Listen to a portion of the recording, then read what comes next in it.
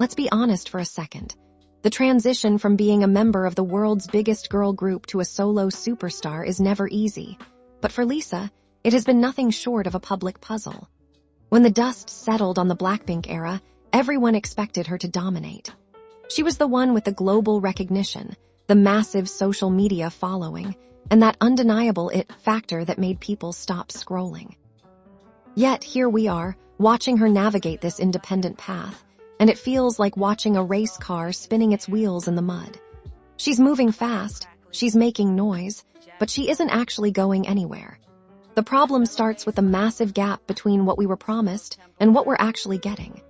For years, the narrative was that YG Entertainment was the basement, keeping her from her true potential.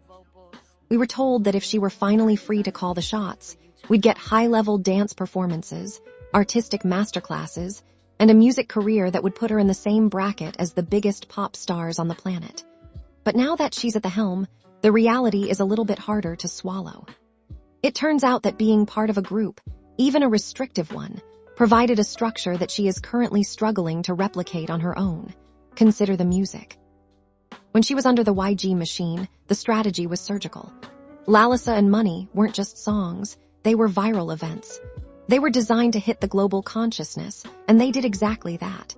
Since breaking away, she's signed with major Western labels and surrounded herself with the biggest names in American production. On paper, it looks like a winning hand.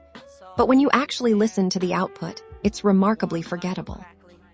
Lacks the cohesive, sharp, and slightly dangerous edge that defined her best work. Instead, we're getting tracks that feel like they were focus grouped into oblivion, desperate to be the next big TikTok trend, yet failing to connect with anyone beyond the core fanbase. And then there is the performance aspect. This is the most baffling part of it all. Lisa built her entire reputation on being the best dancer in the game. That was her identity. That was the reason fans fought for her to go solo.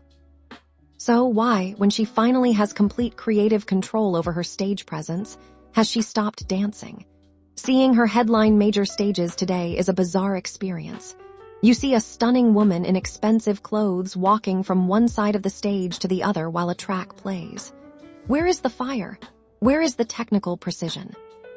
If you aren't going to be the dance queen anymore, you have to replace that skill with something equally impressive, like vocal prowess or top-tier songwriting. But that's simply not happening. Instead, we're seeing a shift toward aesthetic-first marketing, where the visual of the person matters more than the craft of the artist. It feels like she's trying to be a high-fashion icon, an actress, a pop star, and a rapper all at the same time. And because she's trying to hit every single target, she isn't hitting the bullseye on any of them. The Asterisk Alter Ego album was supposed to be the definitive moment that solidified her place in the West, but the reception felt cold.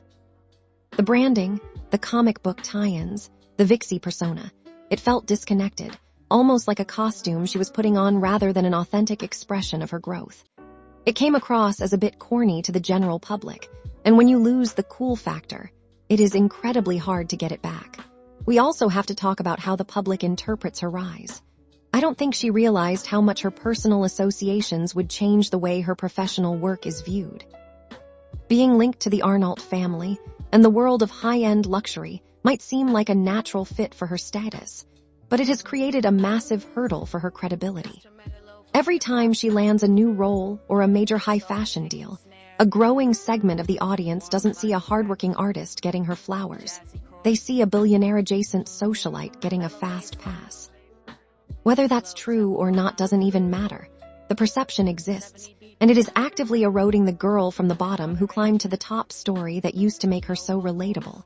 Even her attempts at acting feel like a desperate grab for attention, rather than a genuine artistic pivot. Look at her short appearance in the White Lotus Asterisk.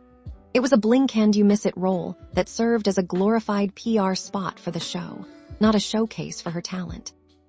It didn't make people think, wow, she's a great actor. It just made people say, oh, they just put her there to sell the show in Thailand. When you have no acting history and you jump straight into prestigious projects, it's very easy for critics and audiences to tear you apart, and that's exactly what happened. The most frustrating thing is the blatant desperation for virality. When you release a song specifically for the World Cup, and the lyrics have absolutely nothing to do with sports, unity, or competition, and everything to do with bragging about how pretty you are, you lose the room. It makes it impossible for the general public to take you seriously as a musician. You're signaling to the world that you're just chasing numbers, not trying to build a body of work. And even with all the big-name collaborations, those numbers just aren't hitting the way they used to. There is a clear sense of audience fatigue.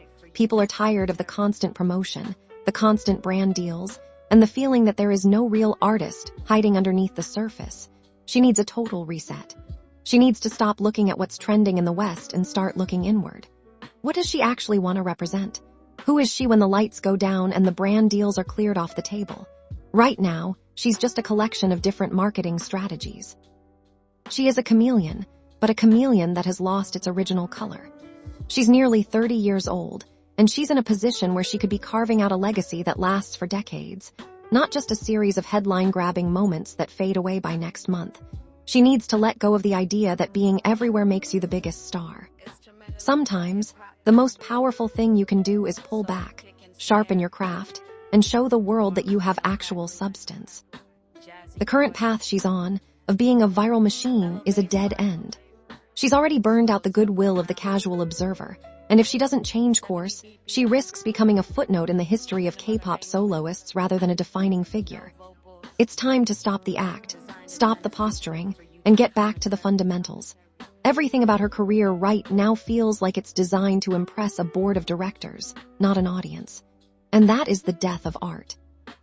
I really want to see her succeed, but she's running a race that doesn't exist, competing against an imaginary version of herself that everyone else seems to be pushing her to be. It's time to wake up, lean into what made her special, and leave behind this fake, polished, pop star by committee image that is slowly draining all the life out of her talent. If she doesn't find her own voice soon, she's going to be left in the dust of her own hype. The clock is ticking, and the fans aren't as patient as they used to be. She has the platform to change, but does she have the will? That remains to be seen.